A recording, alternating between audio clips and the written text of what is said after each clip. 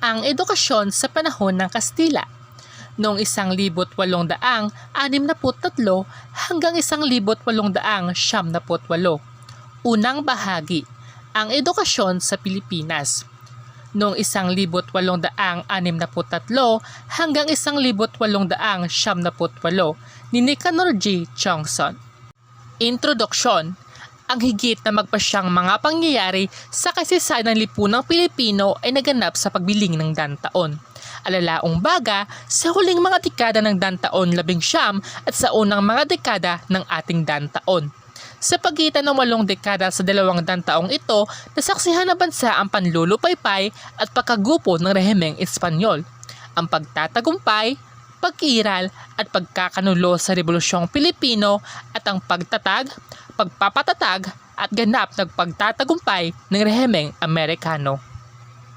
Tulad ng ano pa mang magpasyang pangyayari, ang mga nabanggit ay di pumutok sa buho ng kawalan upang maglaho rin sa walang kapararakan at di may paliwanag na kawalan.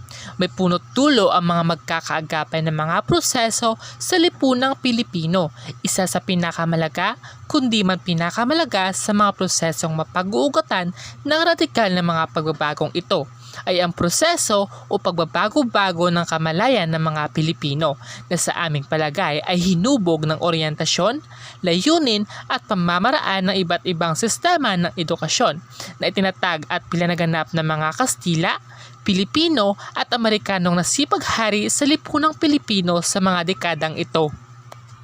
Nagsisimula ang pag-aaral na ito sa taong 1863 pagkat sa taong ito pinabando ang dekreto real hinggil sa pagtatag ng eskwela normal para sa mga lalaki sa Maynila at ang pagbubukas ng mga paaralang primarya sa sangkapuluan na siyang matatawag na unang konkreto at magpasyang hakbang ng ginawang ng gobyernong Espanyol upang maialis sa kamay ng mga relihiyoso ang sistema ng edukasyon at upang maisakatuparan ang patakaran ng Hispanisasyon ng mga Indio na hindi na isagawa ng napakaraming unang dekreto real mula 1634 hanggang 1772. Nagwawakas naman ang pag-aaral sa taong 1935 pagkat sa taong ito pinasiyahan ng Commonwealth ng Pilipinas na humingi ng ganap na Pilipinisasyon ng gobyerno pati na ng Department of Public Instruction at sa ilalim nito ang Bureau of Education na dati nagpapailalim sa Amerikanong Vice-Gobernador ng Pilipinas. Upang maganap ang sistema ng edukasyon sa iba't ibang panahong nabanggit, pagtutuunan ng pansin ang lahat ng antas at uri ng paaralan.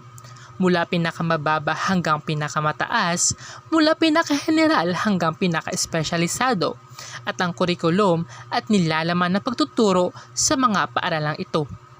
Gayun din, ilalarawan ng mga pisikal at psikolohikal na kondisyon ng pag-aaral sa mga eskwelahang ito.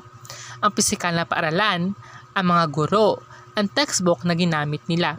Napakahalagang may lahat ang mga detalyeng nabanggit, di lamang upang makita ang kabuuan ng sistema ng edukasyon noon, kundit lalo't higit upang may pakita na kadalas ay hindi naman talaga nasusunod ang layunin, nilalaman at diwa ng promulgasyon sa aktwal na pagtuturo sa mga paaralan. Ang edukasyon sa ilalim ng rehimeng Kastila noong 1863 hanggang 1878. Sa mulat-mulat pa'y inuutos ng mga monarkiyang Espanyol ang pagtuturo ng wikang Kastila sa mga Indio. Isa sa mga kauna-unahang dekretong nagbabadya nito ay yaong pinabando ni Felipe IV sa Madrid noong Marso 2, 1634 na nakiusap sa mga arsobispo at obispo sa Pilipinas na kanilang ganyakin ang kanilang mga kura at misyonaryo. Nautusan at atasan ng lahat ng Indio na matuto ng wikang Espanyol at gamitin ito sa pag-aaral ng doktrinang Kristiyano upang sila ay maging karapat-dapat sa mga misteryo ng ating banal na pananampalatayang Katoliko at upang may mapakinabangan sila para sa kanilang kaligtasan at magkamit ng iba pang kabutihan sa kanilang pamamahala at pamumuhay.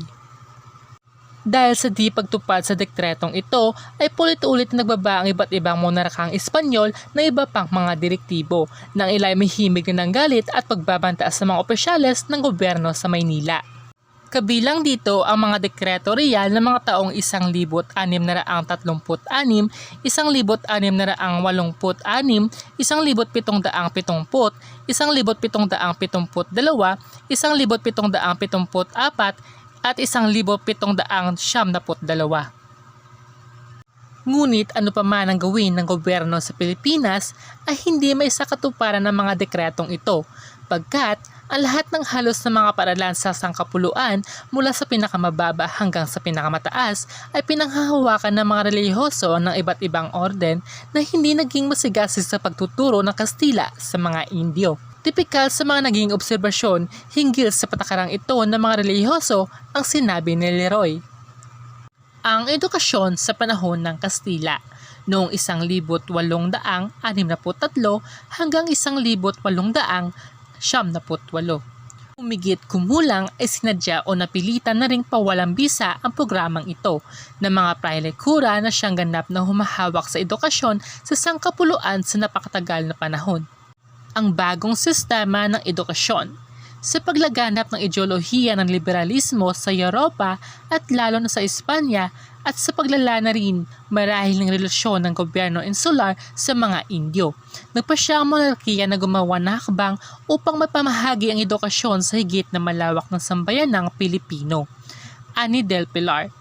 Ang edukasyong publiko ay isa sa pinagkakaisang adhikain ng gobyerno at ng mga Pilipino. Ibig unawain ng gobyerno ang sambayanan at ibig din naman itong maunawaan siya ng sambayanan. Nais ng sambayanan na malaman at malutas ng gobyerno ang kanilang mga suliranin na walang pakikialam ng ibang sektor. Sa madalit sabi, tinangka ng gobyerno insular sa pamamagitan ng edukasyon na mapahigpit pamuli ang kanilang taban sa kolonyang nararamdaman nilang unti-unti nang humuhulagpos sa kanilang mga kamay.